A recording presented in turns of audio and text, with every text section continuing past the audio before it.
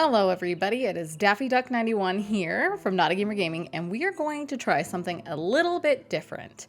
Today I'm going to show you guys how to build an easy horde based design that you're going to be able to use for your first 7 days to die horde. Now, see, I wish I could like move around or something, but the character doesn't work that way. Anyway, so basically a lot of you guys are either new to the game or new to the version, similar to me, where with the PlayStation did just release version 1.0. So I'm sure some of you who are just learning the ropes are feeling a little bit overwhelmed by the Horde, very similar to how I used to feel overwhelmed by the Horde. I mean, honestly, guys, I still feel overwhelmed by the Horde. So I'm going to show you guys a base design that I used for my first 7 days to die in version 1.0 that'll get you through the very first Horde. I realize I've said Horde like 85 million times. All right, guys, let's jump into it and let's go over how to build this base. Okay, to make life simple, I am in God mode. You'll obviously have to build your base not in God mode. You'll figure it out. It's not hard. It's not an exceptionally tall base where you'll need lots of scaffolding and stuff like that. You can get it mostly done just by jumping around. Before we jump into everything, let's talk about what you're going to need.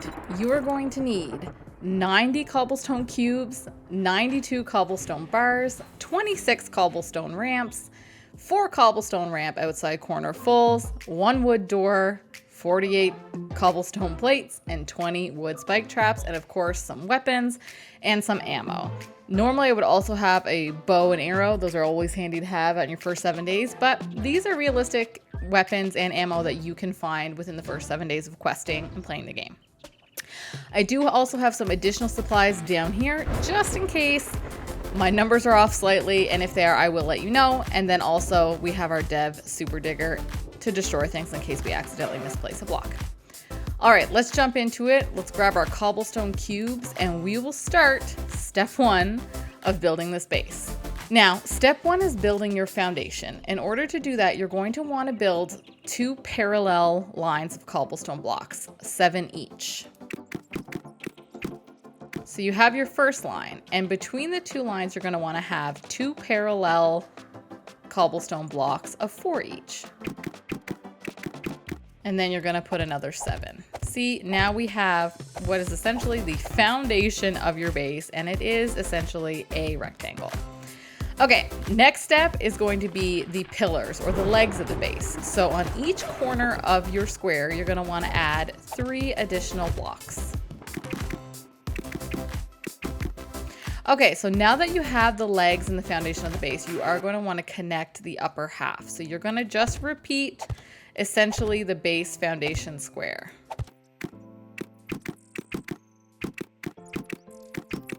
Okay, so now you have the bottom half of your base. Now let's be honest, guys, it's a rectangle. I'm going to say square a million times. You get the gist.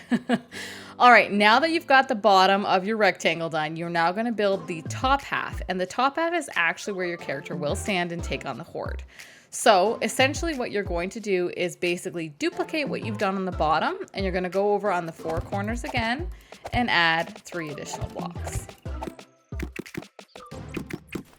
Okay, now that you've got your top half of the legs, you're going to go ahead and connect them again.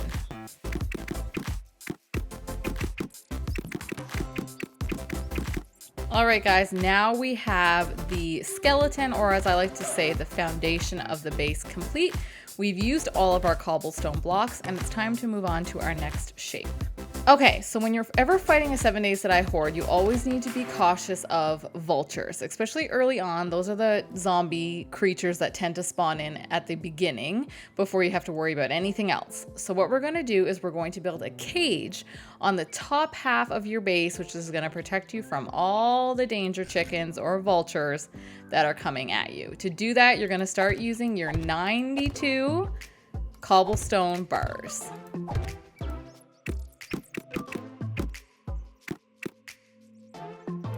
As you can see, guys, we are essentially filling in the gaps between our poles, dirty, with our cobblestone blocks. That way we can stay protected, as the birds will not be able to make it through the blocks, and it will keep you safe. The only hiccup is when it comes to one side of the base, and it honestly doesn't matter which side, whether you want to use the short one or the long one, dirty, You're gonna need to leave at least 2 squares in order to fit a door, because you're gonna want to be able to go in and out of the base. Once you've completed the walls of the top of the cage, you're going to want to create a roof and a floor. This way you have somewhere to stand, and so that the danger chickens or vultures cannot swoop down on you from on high.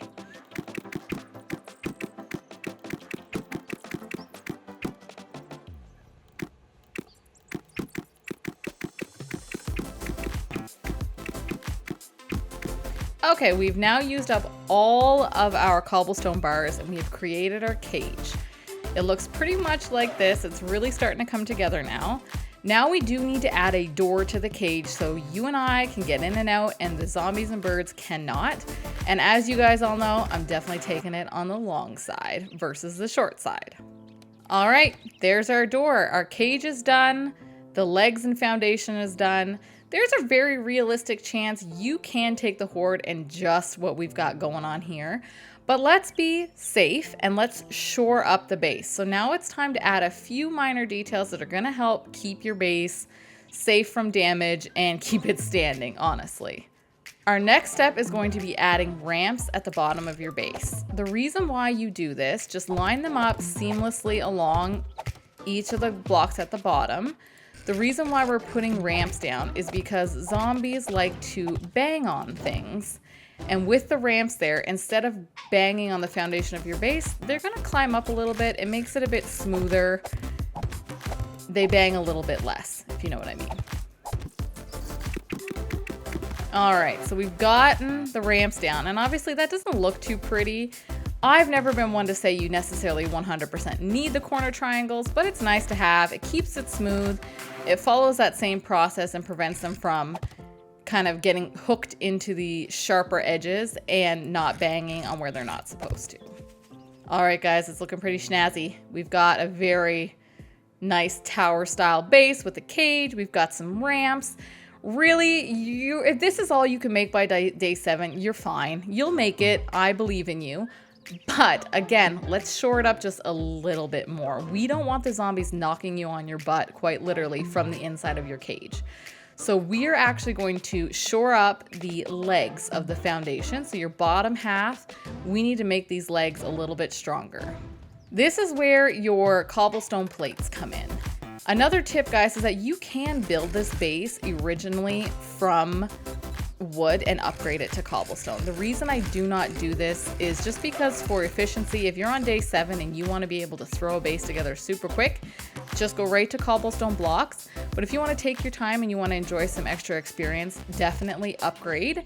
A big tip though, guys, upgrade from the bottom up. Do not start cobblestoning, upgrading the top half of the base with the bottom as wood, because it will fall on you. You need to make sure that the base is strong until you get to the tip, if you know what I mean. Strong base, solid tip, it works out.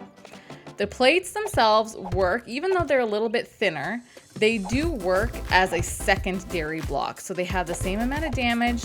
It basically turns your 1 block leg into a 5 block leg, which makes it substantially stronger. You're gonna wanna essentially wrap all the way around each leg with these plates. And a big tip that I have in regards to doing that is make sure you, instead of doing 1 plate at a time where you have to constantly be turning the plates around, or 1 pole at a time, sorry, dirty. Go ahead and take all 4 at once with your plates. Look, see, we made a mistake already. This way you're only turning the plate once each time as you kind of wrap around your poles.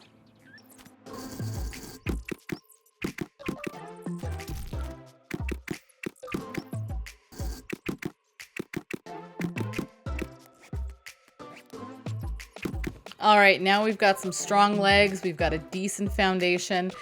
Again, every step after that initial one where I said you could probably take on the Horde, you're going to be fine. But just for a little bit of finesse, just for a little bit of help, let's grab some spikes and throw them in the middle of the base. As the zombies try to come up and attack your legs, they will fall into the middle, and these spikes will help you loosen up the Horde so that you're not blowing through all of your ammo. All right, there you guys have it. This is a base that's going to help you get through your very first 7-day horde in 7 days to die. I do want to make a note here, guys. It's going to get you through the horde, but as the hordes progress, as things get more challenging, as you get cops spitting at you and all sorts of different creatures coming at you, you are going to definitely want to make some alterations to this base. But if you're feeling a little anxious, you want just something to get you through that first 7 days, this will do perfectly. Now, in order to showcase that, let's grab some zombies and let's test her out. All right, guys, the horde is en route. This is our first day 7 horde. Admittedly, my game stage is a little bit higher than it would normally be on this day, just because I'm using a character from my series. But this should be enough just to show you guys sort of what the zombies are going to do. They're gonna come up and they're gonna try to get at you. They're gonna bang on your legs. Naughty. They're really gonna try hard. I know I don't have a camera or a light on my head right now, but they're gonna come at you. They're gonna hit on the legs. They're gonna rotate around, and you are just going to shoot them to the best of your ability with whatever weapon and ammo you have. Keeping in mind, you see how the spikes are helping us out? They're just taking out those lovely ladies. And you're just gonna do this, and you're gonna do it all night long. Make sure you bring all the ammo, all the arrows, everything you've taken with you to this horde, because this base, you're gonna use up a lot of ammo. Now, if you guys really want to see the base take on a horde, go ahead and check out the video in the description. That is where I've actually used this base in a series, and I took on the horde with just the vanilla zombies, and I played through the first 7 days, totally vanilla, just to give you guys an idea of how it would work and how it could work for you. All right, guys, that's the horde. Let's not waste our time playing too much with these guys. But they're working hard to take down the legs so that they can get at you. All right, everybody, that's it for me. This has been Daffy Duck 91 from Not a Gamer Gaming, showing you a easy horde base design to get you through your first 7-day horde on 7 days to die. I'm just kind of blowing my legs down to show you what could happen if they decide to destroy the legs of your base. This is essentially what's gonna happen. It is very satisfying to watch, mind you. Alright, guys, if you like the video, give it a big fat like and subscribe to the channel, and I'll catch you in hopefully our next 7 Days to Die episode, where we kind of keep exploring, keep learning. Alright, guys, bye!